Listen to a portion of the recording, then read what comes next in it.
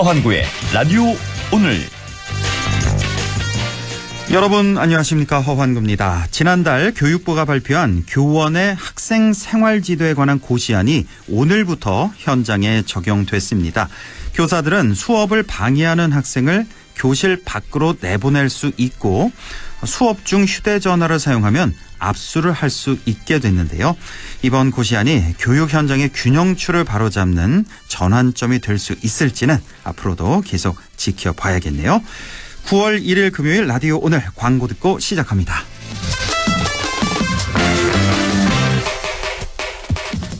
타이어 바꿀 때 타이어뱅크 방문 고객 3천만 명 돌파 기념 대국민 감사제 전품목 3+1 할인 행사. 타이어를 바꾸면 벤츠가 따라온다. TV와 청소기까지 대한민국 물가 잡는 타이어뱅크 매장에 방문하세요. 타이어 바꿀 때 타이어뱅크. 이벤트 기간 11월 30일까지. 자세한 내용 홈페이지 참조. 명절보다 더 신난다. KG 모빌리티 한가위 한가득 페스티벌. 9월의 기회, 토레스의 특별한 혜택. 선착순 600명 한정 1.9% 초저리 할부 또는 언제 어디서나 시청할 수 있는 LG 스탠바이미고 증정. 그리고 견적만 받아도 100% 경품 혜택까지. 놓치면 후회할 토레스의 한가위 선물. 지금 KG 모빌리티 전시장에서. 네, 라디오 오늘 금요일 순서 시작합니다. 1부 최진봉의 시사 포커스 함께 하시겠고요. 2부 이슈 오늘에서는 가은 아자개 시장 문화관광형 시장 육성사업단의 허승영 단장과 함께 토요 그린마켓에 대한 자세한 얘기 들어보겠습니다. 이어서 천연길의 정치 TMI도 함께 하시겠습니다. 라디오 오늘 생방송 놓치신 분들은 유튜브로도 다시 들으실 수 있습니다. 많은 애청 바랍니다.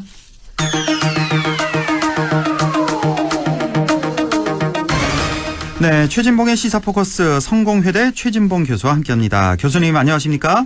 네, 안녕하십니까? 예, 오늘 오랜만에 국회 얘기를 좀 해보겠습니다. 그 국회 예산결산특별위원회 전체 회의가 요 며칠 진행이 됐는데요. 뭐 이슈가 상당히 많아서 뭐 오염수부터 시작해서 홍범도 장군 흉상 이전 관련 또 국방장관 불출석 등등 말이 참 많았는데요. 우리 교수님 이 특위 지켜보시면서 뭐 특별히 언급하고 싶은 말씀 있다면 좀 한 말씀 해주시죠. 저는 이런 생각이 들었어요. 그 한덕수 총리를 포함해서 국무위원들이 이제 국회를 대하는 태도의 문제라고 저는 생각하거든요. 많이 달라졌다는 좀 느낌이 달라졌어요. 들더라고요. 네. 예. 근데 그게 공교롭게도 잘 아시겠지만 윤석열 대통령이 지난번에 국민의힘 연찬에 갔었잖아요. 예. 그때 했던 발언이 뭐냐면 싸워라. 적극적으로 그 의원들에 대해서도 대응하고 강하게 얘기해라. 이런 얘기들이 좀 있었지 않습니까? 1+1을 100으로 생각하는 사람들과 싸워라. 그런 얘기도 했고, 그 다음에 이제 국회의원들이 뭐 질의할 때 뒤로 숨지 말고 강하게 말로 싸워라. 이런 얘기까지 했거든요. 그래서 그런 영향이 아닌가 하는 생각이 들어요. 근데 저는 좀 이제 의아스러운 것은 그 싸우라는 의미는 논리적으로 설득력 있게 얘기하라는 것이지. 그렇죠. 그냥 그냥 막무가내로 자기 얘기만 하라는 건 아니잖아요. 예를 들면. 근데 너무 이제 국무위원들이 그런 모습을 보이니까 저는 이제 대통령의 그 한마디가 결국은 총리를 포함한 국무위원들에게 잘못된 시그널을 준 게 아닌가는 생각이 좀 씁쓸했어요. 제가 왜 이런 얘기를 듣는 거냐면 국회의원들은 뭐 그 사람 개인이 뭐 잘났든 잘못났든 그 국민을 대표해서 거기 있는 거잖아요. 그리고 국무위원들이 제대로 일을 하고 있는지 그걸 점검하고 검증하라고 거기에 국민들이 보내놓은 사람들이니까 국민을 대하듯이 대하는 게 필요하다. 그렇죠. 그래서 뭐 잘못된 부분은 바로잡고 뭐 발언할 수는 있지만 너무 자기 주장만 하거나 뭐 이런 식으로 하는 것은 또 무시하는 태도를 보이는 것은 저는 좀 지양해야 된다 이렇게 생각했습니다. 공교롭게도 윤석열 대통령 발언이 있고 나서 바로 그 한덕수 총리 같은 경우는 그런 모습이 없었는데 그 전에는 없었죠. 뭐 질문 맞습니다. 국회의원들 질문 자체를 좀 가로막고 계속 얘기하는 그런 모습들이 좀 많이 잡혀서 그러니까요. 공교롭게 좀 이렇게 그런 일이 시기상으로 좀 그랬습니다. 그 연찬에 말씀하셨는데 거기서도 말씀하셨지만 계속 지금 오늘도 또 대통령 발언이 있었습니다만 왜 이렇게 갑자기 이념을 강조할까? 후보 때는 안 그랬잖아요. 실용, 민생 우선이다. 이념보다는 그랬는데 가장 중요한 게 현재는 이념이다.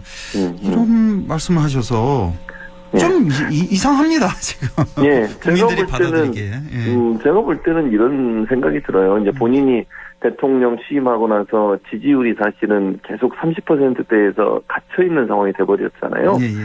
그런 거에 대한 불안감의 표현이라고 생각이 들고요. 또는 이제 총선이 얼마 안 남은 상태에서 뭐 대통령 본인이 직접 말씀하시기를 윤석열 이제 이름으로 이제 총선을 치른다 이런 얘기까지 하셨잖아요. 예.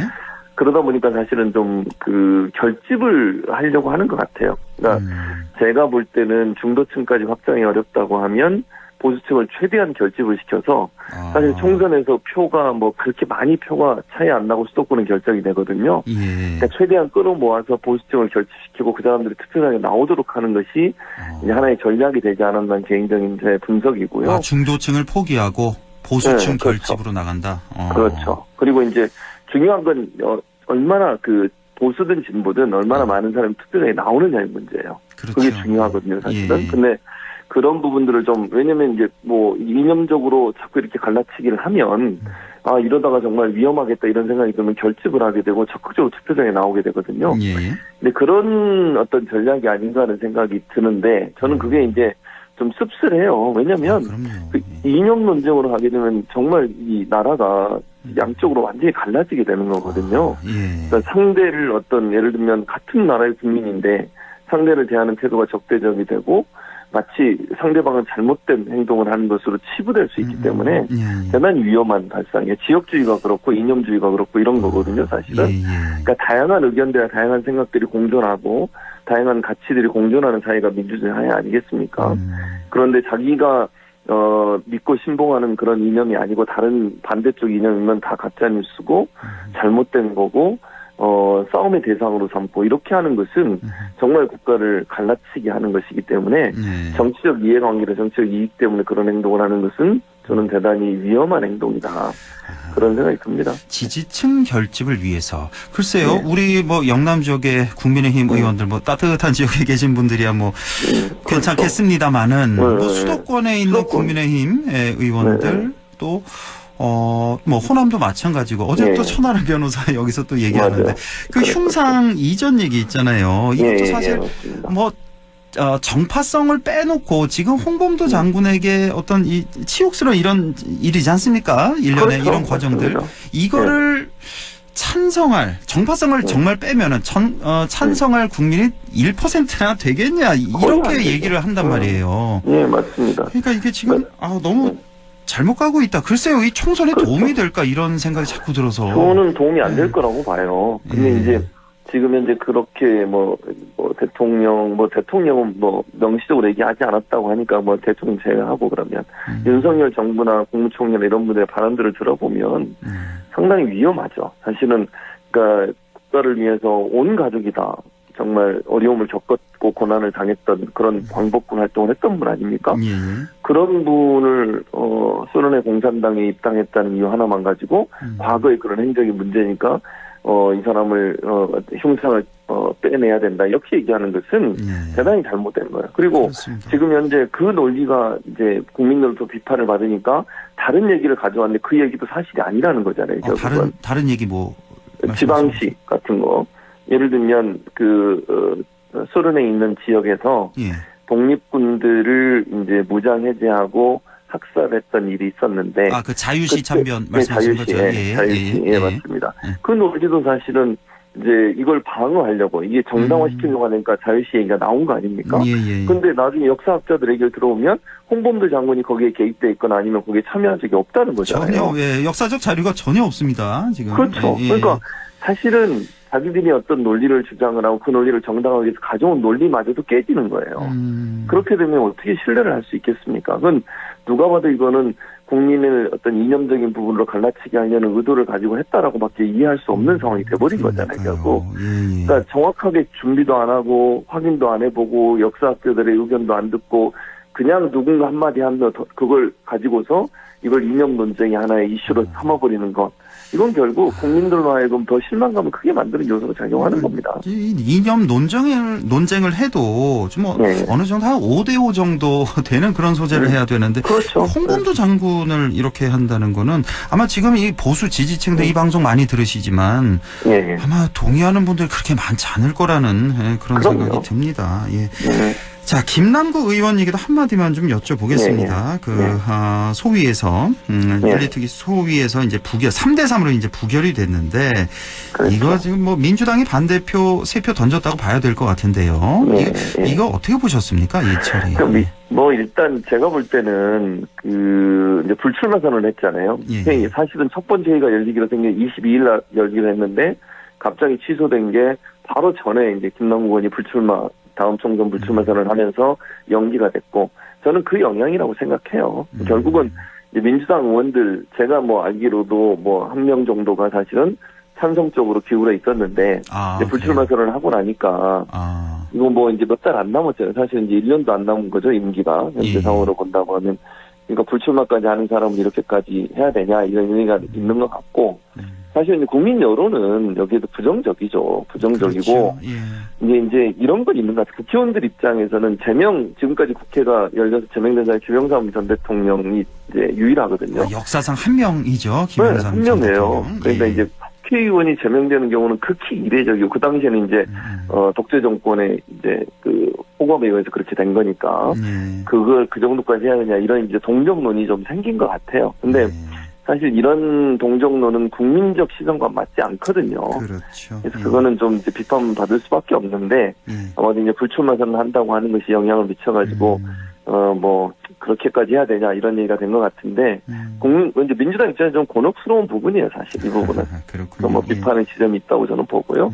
그러나 이제 그거는 국회의원들이 결정한 문제니까, 본인들이 또, 비판이 있다면 그것도 달게 받아야겠죠. 그렇죠. 민주당의 제 식구 감싸기 아니냐, 이런 비판 달게 받아야 된다.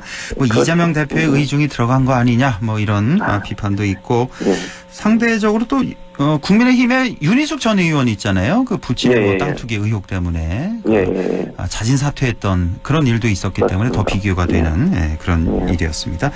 자, 이재명 대표 얘기가 나온 김에 이제 무기한 단식 어제부터 이제 돌입했는데, 여당에서는 뜬금포 단식이다, 방탄 단식이다, 이렇게 비판을 했습니다. 자, 이 비판도 어떻게 좀 받아들일 만한 겁니까? 어떻게 보십니까? 저는 그렇게 보지는 않고요. 왜냐하면 이런 거죠. 지금까지 윤석열 대통령이 취임하고 5월 달에 했으니까요. 한 1년 3개월, 1년 4개월째 되는 거 아니겠습니까? 근데 지금까지 윤석열 정부가 해온 여러 가지 상황을 보면 입법부에 대한 존중이 저는 거의 없다고 생각해요. 제가 이제 왜 이 말씀을 드리는 거냐면, 삼권 분립이 된 나라에서는 입법부가 법을 통과시키면 그 법에 대한 존중이 돼야 되는데, 지금 거의 논쟁이 되는 법안에 대해서 거부권을 계속 행사하고 계시잖아요, 대통령이. 그럼 입법부의 권한을 완전히 무력화시키는 것이고, 또 하나는 이 시행령이라고 하는 것은 입법 취지에 맞게 이루어져야 되는 거거든요.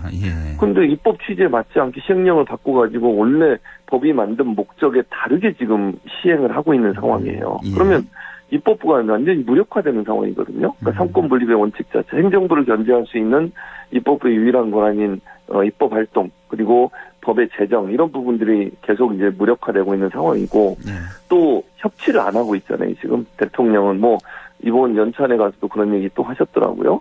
또 양쪽 날개가 있는데 진보 보수가 한쪽 방향으로 가지 않으면 협치할 수 없다, 이렇게 또 얘기를 하셨어요. 앞으로도 협치를 안 하겠다는 얘기 아니겠습니까? 그러면 야당으로 선택할 선택지가 뭐가 있느냐는 거죠. 예를 들면 법으로 해도 안 돼. 협치할 생각도 없어. 대화도 안 돼.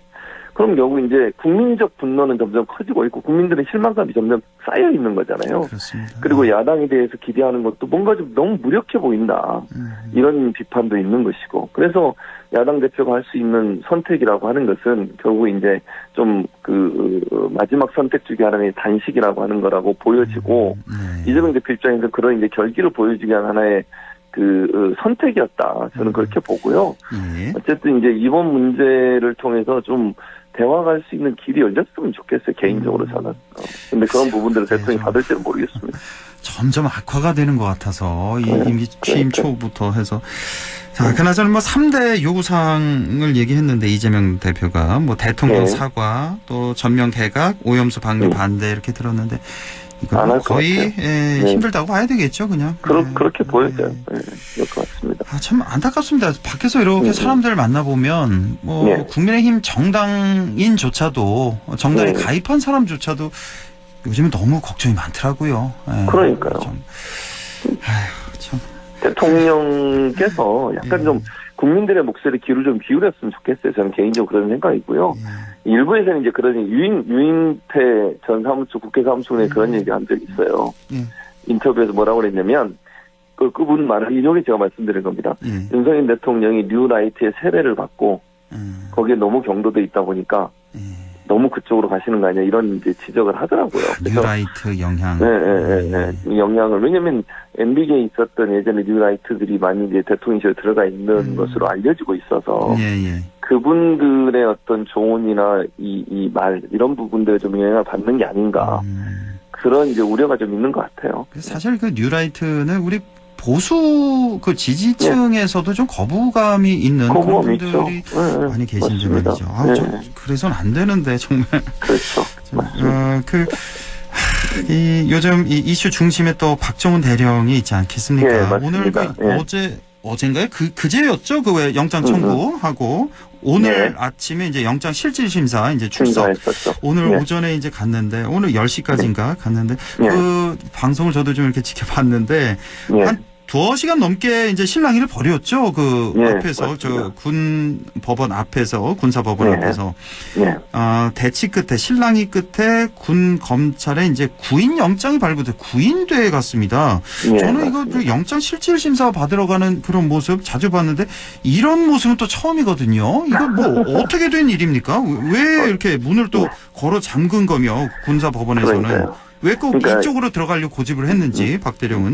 그러니까 이제 왜냐면 이게 문이 두 개가 있는데요. 국방부 청사를 통해서 들어가는 문이 하나가 있고 법원으로 바로 갈 수 있는 문이 있는데 법원으로 군사법원으로 바로 가는 문이 지금 닫혀놓은 거죠. 그걸 잠궈놓은 거죠. 못 들어가. 근데 박정훈 대령은 거기로 이제 들어가겠다고 얘기하고 있는 것이고 그 문은 특별히 출입 관련해서 뭐 예를 들면 신분증을 맡기고 아니면 뭐 신원조회처럼 뭐 전화번호, 주민번호, 주소 이런 거 안 적고도 들어갈 수 있는 곳이에요. 거기는 그 문은. 군사법원 그 문이요. 오늘 닫혀있던 문이. 그렇습니다. 그러니까 일반인도 들어갈 수 있는 문이에요. 거기로 들어가겠다는 거였고 박정훈 대령은 이제 군 법무실에서는 국방부로 들어와라. 국방부 문으로. 그러면 국방부 문으로 들어가려면 신원조회를 다 해야 돼요. 그러니까 신분증도 맡겨야 되고 뭐 어디 뭐 소속이 어디고 주민번호가 뭐고 전화번호 뭐 다 이걸 거기서 확인받고 들어가야 되거든요. 그 문으로 들어오라는 거죠. 이제 거기에 실랑이가 있었던 거예요. 그래서 저는 뭐 이게 이제 큰 문제인가 하는 생각이 들었어요. 어차피 실질심사 받으러 가는 건데 굳이 가까이 갈 수 있는 왜냐면 이게 국방부 청사로 들어가면 약간 좀 돌아가야 되는 길이기도 하고 절차를 밟아야 되니까 그래서 이제 그런 부분들이 있었던 것 같고 그렇게 되면 이제 응원하는 분들 사실은 그 앞쪽까지 들어갈 수 없거든요. 그러니까 이쪽 문이 열려 있었으면 같이 오신 분들 있잖아요. 오늘 이제 동기생들이 같이 물론 그분들은 전역한 분들이지만 같이 갔잖아요. 그리고 그 서명 받은 건 17,000명 정도가 서명한 게 있어요. 구속영장 청구에 대한 비판하는 탄원서. 그거 들고 왔던 동기생들도 이제 국방부 안으로 들어가 못 들어가게 되는 거죠. 거기서부터는. 그런 차이가 좀 있었던 것 같고. 그래서 실랑이가 좀 있었던 것 같아요. 이거 뭐 누가 잘못한 겁니까? 그러면 양쪽 어떻게 봐야 되는 거예요, 이거? 아니 뭐 이게 뭐 사실은 잘잘못이라고 따지기 좀 애매한데 근데 이제 저는 이런 생각을 들어요. 굳이 거기를 문을 닫아놓을 필요가 있었을까라는 생각은 들어요. 그러니까 기싸움이죠 한마디로 얘기하면. 그러니까 예를 들면 군사법원 입장에서는 우리가 이걸 주도하고 있다. 그러니까 우리가 원하는 대로 너는 해야 된다는 것이고 박정훈 이제 대령 입장에서는 아니 이거 평상시 이쪽으로 늘 다니는데 왜 이 문을 닫아놓고 나를 일부러 이렇게 돌아가게 만드느냐. 이제 한편으로 보면 좀 기싸움이 아니었나 개인적으로 그런 생각이 듭니다. 그렇군요. 그나저나 이게 최상병 그 수사 때문이잖아요. 근데 본질은 그건데 이제 최상병 수사 진상 규명은 어디 가고 지금 박 대령 수사에 이제 초점이 지금 옮겨간 모습인데 지금 사실 구속영장 청구한 것도 너무나 급작스럽게 그러니까 VIP 개입 그런 의혹이 드러나자 그러니까 대통령이 경로했다 뭐 이런 일로 사단장 처벌이 말이 되느냐 뭐 이런 언급이 이제 나오자마자 구속영장이 이제 청구가 된 건데. 이것도 좀 너무 이상하지 않습니까? 이상하죠. 그러니까 왜냐면 사실은 구속영장 청구를 굳이 해야 되는가? 왜냐면 수사하고 기소하는 건 할 수 있는 거잖아요. 구속을 안 한 상태, 불구속 상태에서. 왜냐면 구속해야 될 특별한 이유가 저는 없다고 생각해요. 왜냐, 박정훈 대령은 현역 군인이에요. 예. 군인이 어디를 도망을 갑니까? 갈 수도 없어요. 주거지도 명확하고 근무지도 명확하고 그리고 두 번째는 증거인멸의 여지도 저는 없다고 봅니다. 왜냐하면 이미 많은 증거들이 나와 있고 기록이 다 남아 있는 상태 아니겠어요? 근데 예. 이번에 그 사전 구속영장 청구서에 보면 증거인멸의 이유로 어떤 걸 들은 줄 아세요? 어떤? 방송 인터뷰하고 방송에서 나가서 얘기하는 게 증거인멸의 우려가 있다는 거예요. 방송 인터뷰 한 게 그게 증거 인멸인가요? 그 반대 아닌가요? 그러니까, 증거를 저도 명확히 그렇게 하는 거 생각- 아닌가요? 그러니까 저도 그렇게 생각해요. 근데 그렇게 이 사전 구속영장 청구서에 그렇게 돼 있어요. 방송 인터뷰하고 이런 게 증거인멸의 우려가 있는 거라고. 그래서 저는 그것도 좀 이해가 안 돼요. 그리고 이제 뭐 가장 많이는 항명이라는 게 들어있는 건데 항명도 박정훈 대령 입장은 뭐냐면 국방부 장관과 7명 거기 국방부 장관실에서 단둘이 있었던 게 아니잖아요. 사인 받을 때 7명인가 그 안에 있었어요. 일본 전무총장, 해병사령관, 국방부 대변인 그리고 무슨 실장 한 분. 이렇게 해서 7명 있는 상태에서 뭐 거의 대부분 다 의견이 일치해서 그걸 사인한 거 아니에요. 국방부 장관이. 예. 그런 상황이었는데 국방부 장관이 그 뒤에 입장을 바꿨다고 얘기를 전해준 사람은 결국 해병대 사령관이었고 해병대 사령관한테 연락한 사람은 국방부 법무관여관하고 국방부 차관이에요. 장관은 그때 이제 해외 출장 간다고 가르쳤고. 예. 그러니까 박정훈 대령 말은 이거죠. 장관이 직접 사인한 서류이기 때문에 이건 완성된 서류고 이걸 뒤집으려면 장관이 직접 본인한테 연락을 하든 아니면 서류를 통해서 이거 잊혀가지 말라고 공문을 다시 보내야 된다. 그냥 말로. 그게 맞는 말 아닌가요? 그게 맞는 말이죠. 맞는 말이죠. 누가 봐도. 그러니까 이게 뭐 그것도 직접 들은 게 아니고 해병대 사령관을 통해서 들은 거잖아요. 이 수사관장이. 예. 그거는 정상적인 게 아니라고 본인은 얘기하고 이게 항명이 아니라는 거예요. 그러니까 이제 그런 부분에서 다툼의 여지가 있어요. 그러니까 보통은 구속영장이 발부가 되려면 뭐 도주의 우려가 있거나 아니면 증거인멸의 우려가 있거나 다툼의 여지가 없을 때 뭐 범죄 혐의가 명확할 때 그래야 되거든요. 근데 셋 다가 제가 볼 때는 다 문제가 있어요. 근데 다툼의 지금 여지가 있고요. 이렇게 보면 말씀하신 거 들으면 이제 민간 법원이라면 뭐 거의 100% 발부가 안 될 것 같아 기각이 될 것 같은데 이게 지금 군사법원이란 말이에요. 그렇죠. 어떻게 보십니까? 발부 기각. 저는 발부될 가능성이 높다고 봐요. 아, 그래요? 왜냐하면 군사법원은 지휘관, 그러니까 국방부 장관 밑에 예를 들면 지금 국방부에서 하는 거잖아요. 그럼 장관의 지시를 받고 장관의 통제 아래에 있는 곳이잖아요. 거기는. 그렇다고 하면 과연 모르겠어요. 뭐 결론이야 모르겠지만 제가 예측하기는 발부될 가능성이 높다고 봅니다. 왜냐면 그 사람들 군사법원에 일하는 사람들은 다 군인들이잖아요. 그렇습니다. 전혀 군인들이에요. 그 사람들이 위에 있는 사람, 자기보다 상관, 자기의 임명권자 또는 인사권자 이런 사람들의 뜻과 다르게 판단하기는 상당히 압박이 클 거다. 심리적 압박이 제 말은 그럴 가능성이 있기 때문에 발부될 가능성이 높다고 봅니다. 뭐 이르면 오늘 밤에 이제 나올 것 같은데 어떤 결과가 나올지 좀 지켜보도록 하겠습니다. 자, 오늘 말씀 여기까지요. 성공회대 최진봉 교수와 함께했습니다. 고맙습니다. 예, 감사합니다. 라디오 오늘 2부에서 뵙겠습니다.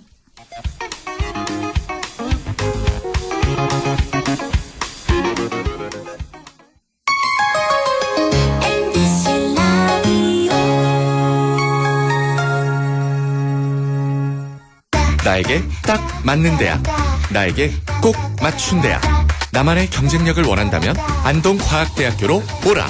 시대의 딱 취업 중심 실전학과, 학생의 꼭 현장 중심 실무교육, 취업의 맞춤, 내 꿈의 맞춤, 나의 드림핏 안동과학대학교.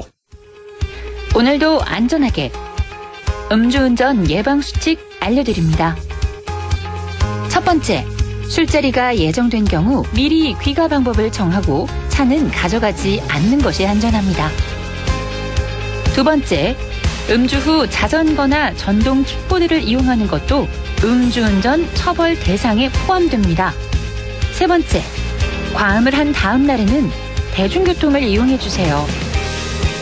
숙취 음주운전 역시 처벌 대상입니다. 네 번째, 음주운전을 방조하는 경우에도 3년 이하의 징역형 또는 1,000만 원 이하의 벌금형에 처해질 수 있습니다. 적극적으로 말려주세요. 위험한 음주운전 미리 예방하여 소중한 생명을 지켜주세요.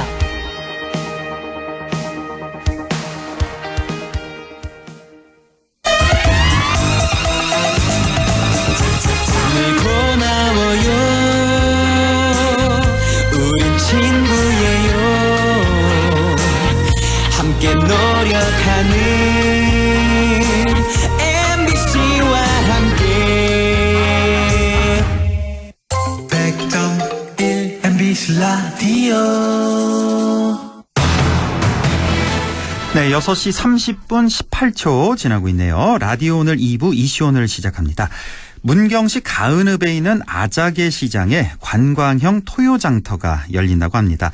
가은 아자개 시장 문화관광형 시장 육성사업단의 허승영 단장 연결해서 자세한 얘기 들어보겠습니다. 허승영 단장님 안녕하십니까?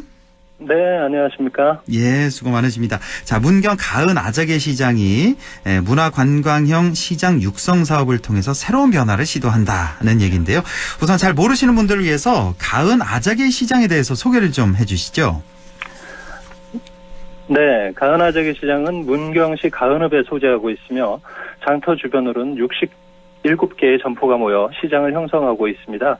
특히 전통 양식의 세트장처럼 고즈넉한 분위기에 초가 지붕이 덮여져 있는 상점들이 모여 장터를 이루고 있어 누구나 처음 오시면 감탄을 자아내는 매력적인 곳이기도 합니다. 하지만 안타깝게도 1996년 은성광업소 폐광 이후 인구 감소와 고령화로 인한 지역경제 위축이 가속되고 있어 문화관광형 시장으로 전환을 추진하고 있는 곳입니다. 예, 그렇군요. 가은 아자개 시장 아마 다들 이름은 들어보셨을 텐데 여기서 이 아자개가 그 왜 견훤의 아버지 그 아자개 맞죠? 네, 맞습니다. 그렇죠. 네네. 이 아자개 이름에 대해서 좀 설명해 주시죠.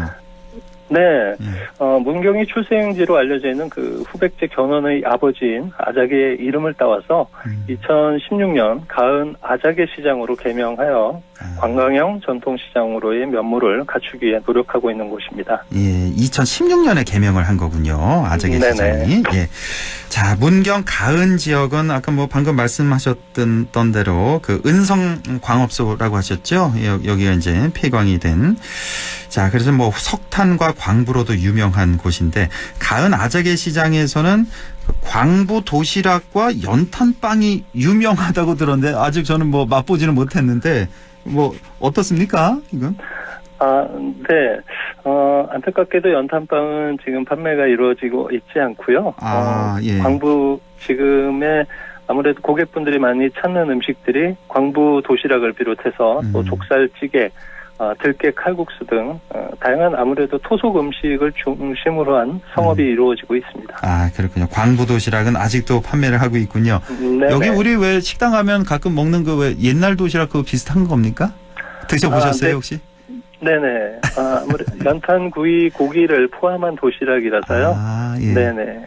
연탄구이 고기가 들어있는. 네, 아주 맛 좋은 도시락입니다. 그렇군요. 예. 자, 가은 아자개 시장이 이제 이번 육성 사업을 통해서 새로운 변화를 시도하는 첫걸음으로 바로 관광형 토요 장터가 문을 열었다고 들었습니다. 이게 바로 내일부터 시작하는 거죠? 관광형 토요 장터. 그렇죠? 네네. 예. 매주 이름이 토요일 운영되고 매주 토요일. 있습니다. 이 토요 그린 마켓이라고 이름을 지었는데 소개를 좀 해주시죠. 가은 아자개 시장 또한 코로나와 팬데믹을 겪으면서 오일장이 축소되고 또 폐업되는 점포들이 속출하는 위기를 겪고 있었습니다. 그에 따라서 새로운 위기 극복 프로젝트가 필요했고 대안으로 문화관광형 시장 육성 사업을 신청하여 토요장을 마련하게 되었습니다. 3개월간의 준비 끝에 8월 12일 시범 운영을 진행해서 다양한 보안 사항들을 점검했고요. 8월 19일 착한 시장 선포식과 함께 토요 그린마켓을 정식 개장하게 되었습니다. 토요 그린마켓은 주말 나들이 관광객을 대상으로 한 관광형 장터로 운영되고 있고 오전 10시 30분부터 오후 5시까지 영업을 이어가고 있습니다. 또 토요 그린마켓은 지역의 청정함을 나타내는 표현으로 직접 농사지은 할머니 장터를 비롯해 신선한 식재료와 계절 과일들을 만나볼 수 있는 곳으로 운영 중에 있습니다. 지난 8월 19일에 개장을 했군요. 그러니까 지난주에 개장했고 이번 주 토요일 그러면 이제 세 번째 개장을 하게 되는 거군요. 토요 그린마켓. 자, 이곳에 가면 어떤 먹거리, 볼거리, 즐길거리를 만날 수 있을까요? 네, 지역에서 생산되는 신선한 농산물을 비롯해 전통 전과 막걸리를 맛볼 수 있는 곳입니다. 특히 향토 막걸리를 곁들인 오미전과 땅콩 두부김치를 한 곳에 모은 새참 세트가 인기 메뉴이고요. 예. 네, 볼거리로는 농경사회 생활을 엿볼 수 있는 전시관이 무료 개방 운영하고 있으며 지풀 공예와 전통 음식을 직접 만나볼 수 있는 체험과 더불어 공연, 이벤트 등을 통해 시장을 찾는 고객들에게 즐거움을 선사하고 있습니다. 그렇군요. 예, 새참 세트라고 하셨죠? 예, 막걸리 생각날 때 여기 가서 한잔 해야 되겠네요. 예, 그 외에 전시관 또 공연까지 다양한 볼거리, 즐길거리, 먹을거리가 있습니다. 자, 시장을 이용하면 문경의 그 에코월드 있잖아요. 예전에 그 에코랄라가 바뀐 거죠, 이름이. 네네. 그렇죠. 예, 에코월드 그 할인 혜택도 받을 수 있다면서요. 네, 문경 에코월드와 가은 아재개 시장은 상생 협약을 체결했습니다. 그에 따라서 문경 에코월드 당일 입장권을 소지한 분들을 대상으로 한 시장 이용 할인 제공과 또 시장 이용 영수증을 소지하신 분들을 대상으로 해서 에코월드 입장 할인을 오는 11월까지 진행하고 있습니다. 자세한 할인 정보는 가은 아재개 시장 공식 홈페이지에서 확인할 수 있습니다. 그렇군요. 그러니까 에코월드 이용하신 분들은 이 시장에 오시면 또 할인 혜택 받을 수 있고, 네네. 시장 이용하신 분들은 또 에코월드 할인 혜택 받을 수 있고 서로. 예. 자, 주변에 함께 둘러볼 만한 다른 관광지도 많다고요. 네, 등산객이 많이 찾는 대야산, 그리고 선유동 계곡을 비롯해 가족 단위 관광객들이 찾는 아까 말씀하셨던 문경 에코월드가 있고요. 또 주변에 구량역 철로 자전거 등이 운영되고 있습니다. 예, 대야산, 선유동 계곡, 에코월드, 철로 자전거까지. 앞으로 가은 아재개 시장을 더욱 발전시키기 위해서 어떤 계획을 갖고 계십니까? 우선 토요장의 안정적 정착을 위해 지속적으로 노력할 것입니다. 그에 따라서 향토 기업들과의 협업 네트워크 구축을 강화하고 또 보다 질 좋은 제품들이 시장에서 유통될 수 있도록 다양한 기업들과의 상생 협약을 이어갈 계획입니다. 또한 시장에서 판매되는 다양한 음식들에 대한 레시피 업그레이드와 서비스 개선을 추진하여 고객 만족도를 높여나가겠습니다. 예. 자, 마지막으로 이 가은 아재개 시장 많이들 찾아오시라고 초대 한 말씀 해주시죠. 네. 어린이들에게는 교육의 장이 되고 또 어른들에게는 추억의 장소가 되는 곳입니다. 막걸리 한 잔이 생각나는 주말에 가은 아재개 시장 장터로 오세요. 소박한 시장의 풍경과 사라지지 않는 정이 남아있는 곳입니다. 예. 감사합니다. 교육의 장, 추억의 장이 될 가은 아재개 시장입니다. 막걸리 생각날 때는 이곳으로 꼭 오시라는 말씀까지 들었습니다. 자, 지금까지 가은 아재개 시장 문화관광형 시장 육성사업단의 허승영 단장과 함께했습니다. 단장님 고맙습니다. 네, 감사합니다. 라디오 오늘에서는 청취자 여러분의 참여를 기다리고 있습니다. 우리 지역에서 발생한 사건 사고 소식이나 함께 토론하고 싶은 내용을 안동 MBC 홈페이지 라디오 오늘 게시판에 올려주시기 바랍니다. 전화와 문자 참여도 하실 수 있습니다. 전화는 851국에 7191번, 문자는 샵 0913번으로 보내주시면 됩니다. 문자는 단문 50원, 장문 100원의 정보 이용료가 있습니다. 여러분의 많은 참여 바랍니다.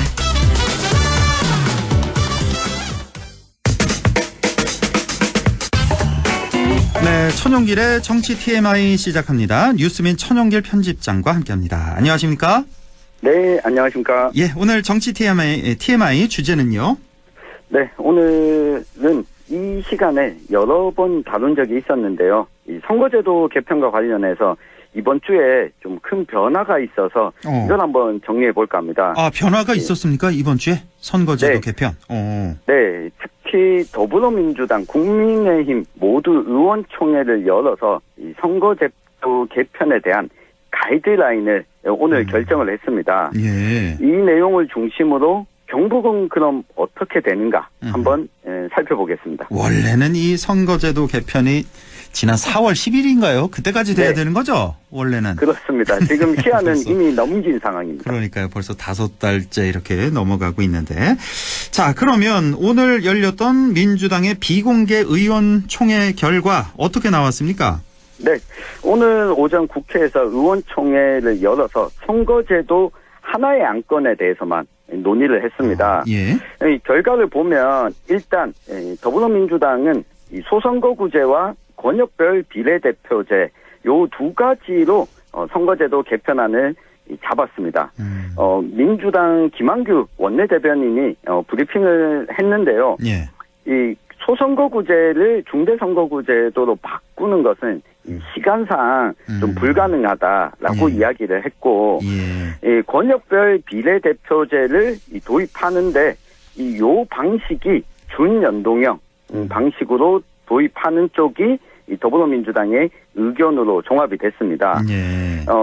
그리고 또 한 가지가 이 비례대표 의석수를 조금은 지금보다는 늘려야 하지만 이 비례성과 다양성이 확보될 수 있다라고 하는 게 이 더불어민주당의 이 방안이고요. 이 권역별 비례대표제가 3개 권역으로 비례대표를 선출하는 방식으로 안이 나왔습니다. 3개요? 수도권과 중부권, 남부권 요렇게 진행하는 안이 도출된 겁니다. 아, 좀 더 크게 묶었군요. 그러니까 네. 기존의 안보다. 그러니까 권역별 비례대표제.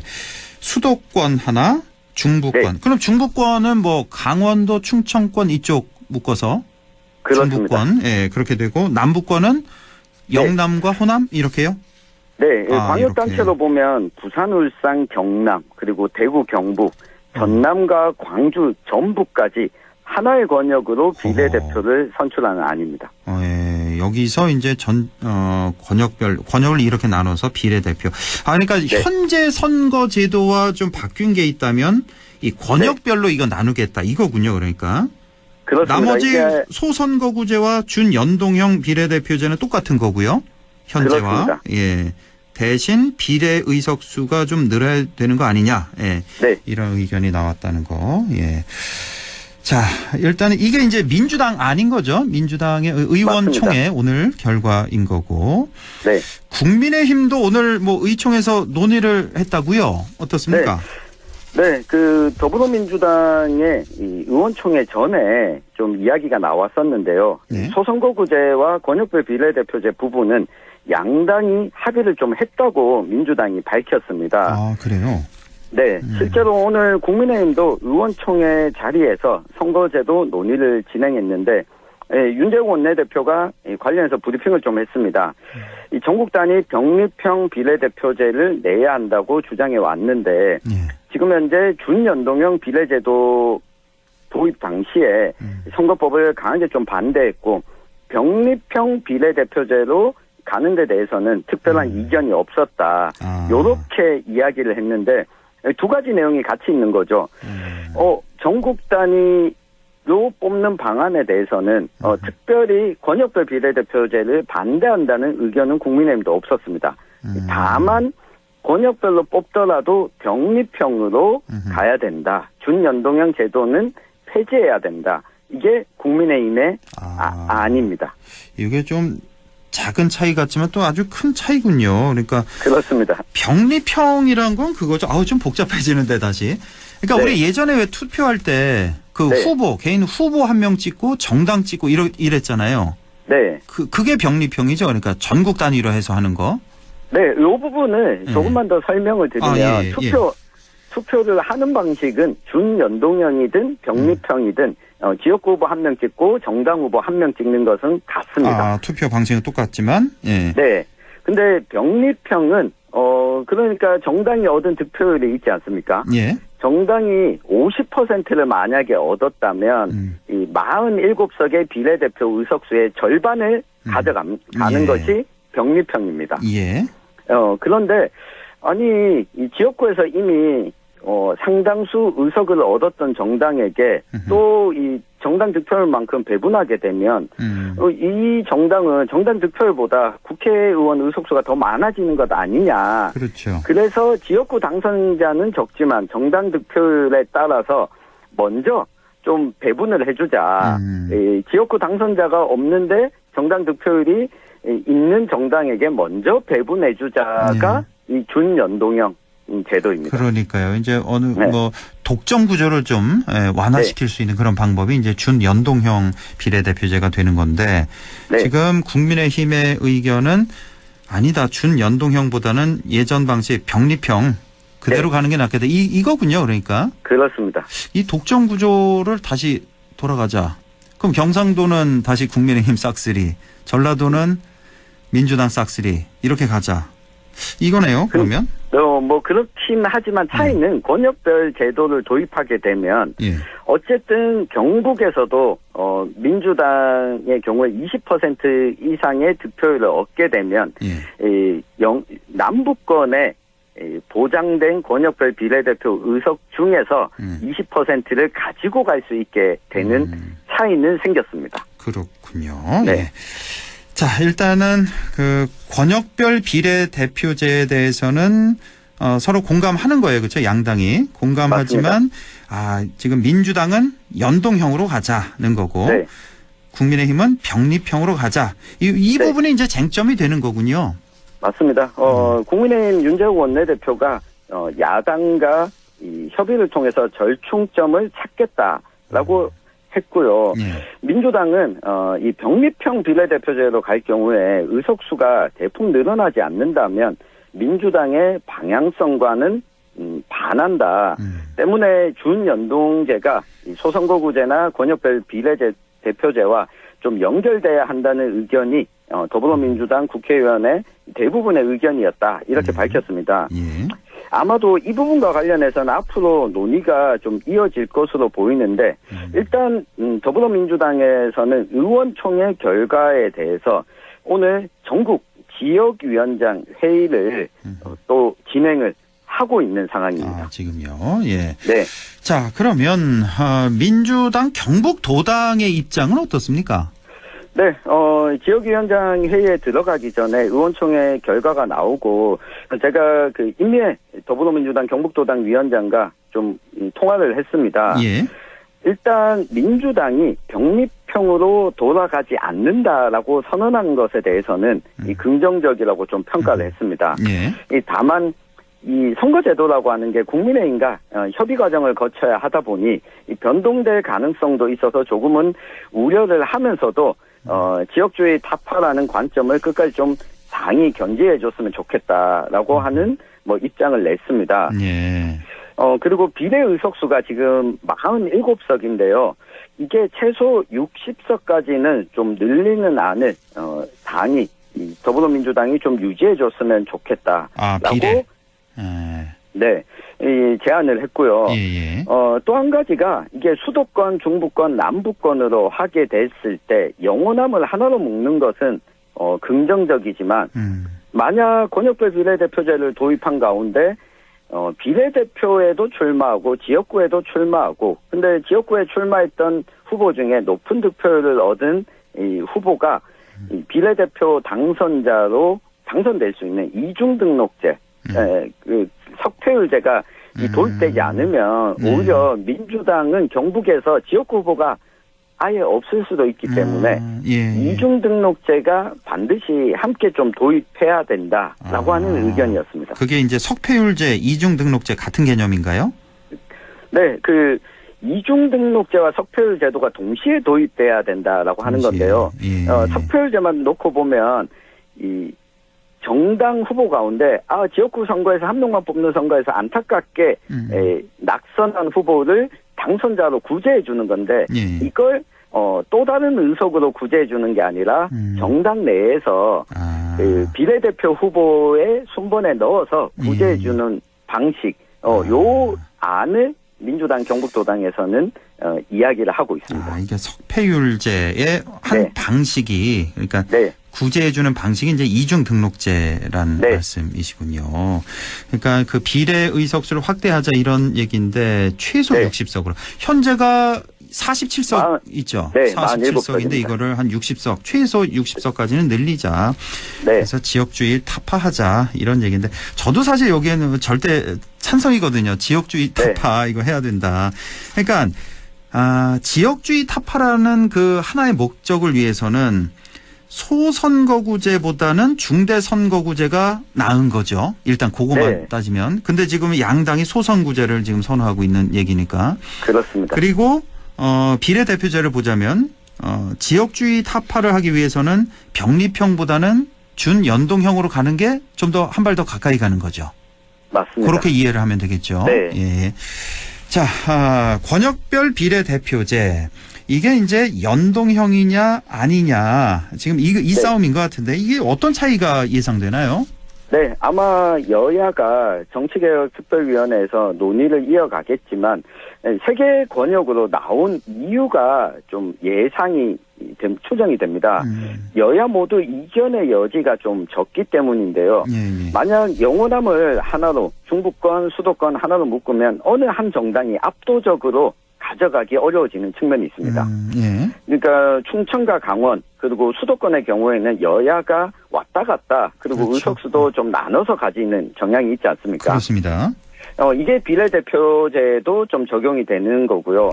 다만 영남과 호남을 분리하게 되면 분리하게 됐을 때 그러면 영남권에서 이 준연동형 비례대표제를 권역을 도입하면 이 국민의힘은 영남권에서 비례대표 당선자를 배출할 수 없게 되는 거죠. 그렇죠. 지역구에서 다 차지할 테니까.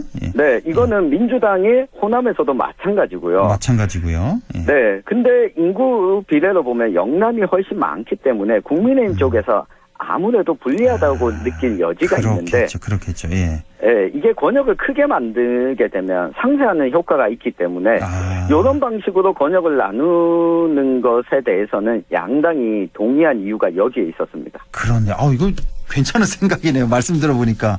네. 영호남을 합치면 서로 그 똑같아지는 거 아니냐 이거잖아요. 그러니까. 그렇습니다. 서로 불리할 게 없는. 예.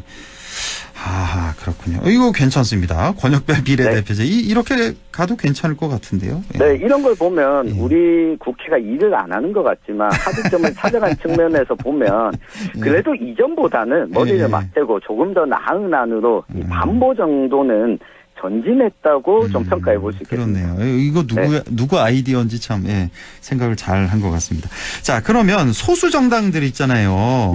좀 국회에 좀 입성을 해야 될 것 같은데 이거 어떤 입장입니까? 소수 정당. 네, 이게 권역을 작게 나누게 되면 예를 들면 대구 경북의 권역별 비례대표제를 뽑는다라고 하면 대구 경북에 배분되는 의석수가 현재 비례대표 의석수로 보면 5석에서 6석 정도밖에 안 됩니다. 그러면 최소 20%는 얻어야 권역별 비례대표 의원을 배출하거든요. 네, 때문에 소수정당은 이 안에 대해서는 반대해 왔습니다. 네, 준연동형을 도입한다면 받아들일 의사가 있지만 그게 아니면 반대해 왔는데 일단 민주당에서 준연동형이라고 하는 원칙은 지금 밝힌 상황이고요. 의석수가 될 것으로 좀 쟁점이 될 걸로 보입니다. 지금 47석이 비례대표인데 요거 기준으로 제가 오늘 빠르게 계산을 한번 해봤습니다. 이 47석인 상황에서 남북권으로 나누면 16석에서 17석 정도가 나옵니다. 우리 경북 지역을 포함하고 있는. 근데 이걸 병립형으로 하면 국민의힘은 남북권에서 7석에서 9석, 민주당은 4석에서 6석, 소수정당은 한두 석만 가져가거든요. 병립형으로 하면? 네. 그럼 정의당으로 보면 지난 총선에서 비례대표가 5석이었는데 수도권, 남북권, 중부권 합쳐서 한 석씩만 가져가면 3석밖에 못 가져가지 않습니까? 근데 이걸 준연동형으로 하면 민주당과 국민의힘의 경우에는 남북권에서도 조금 줄어들고 소수정당 의석수가 조금 더 늘어날 수가 있는 거죠. 준연동형으로 가면. 이런 면에서 보면 이 안이 준연동형으로 했을 때 지역주의 해소와 소수정당에 대한 좀 의회 진출이라는 측면에서는 어느 정도 개선할 여지가 좀 생기는 거고요. 총선이 이제 9월 추석을 앞두고 좀 본격화된 모양새인데 하여튼 제도에 대한 부분 그리고 후보에 대한 부분까지 이 정치 TMI에서 다양한 상황 변화를 적극적으로 좀 풀어드리도록 하겠습니다. 알겠습니다. 소선거구제 권역별 비례대표제인데 준연동형으로 가는 게 어떻겠냐. 지금 이렇게 정리를 해보겠습니다. 지금까지 뉴스메인 천용길 편집장과 함께했습니다. 고맙습니다. 감사합니다.